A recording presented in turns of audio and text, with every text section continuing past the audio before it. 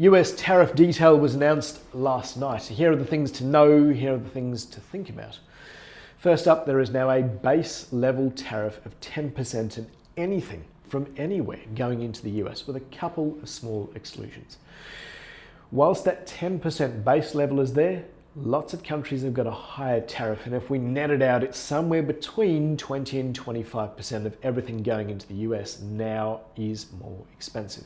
Now, you won't be surprised that when you add that sort of tax on, there is going to be an increase in inflation. And the estimates at the moment, about 1.5% increase. The reason that's important is we saw it here. When inflation goes up, interest rates go up, and there are some big impacts, cost of living, housing, those sort of things. The second one is when costs go up, the amount of stuff that a country produces, the GDP, gross domestic product, traditionally drops. And the forecast is a 2% drop in GDP.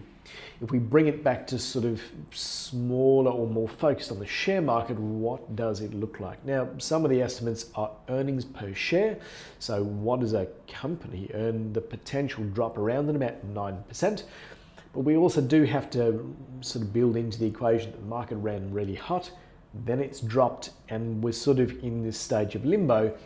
And the reason that we're in limbo is this isn't the end outcome.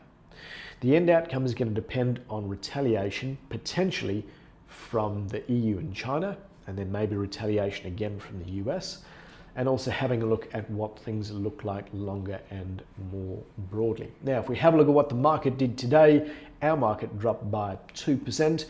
Is that the end of the world? Absolutely not. Is our market predicting pandemonium? No, a 2% drop would suggest we don't love it, but it's not the end of the world. Keep an eye on it, because this is going to have some really big implications globally.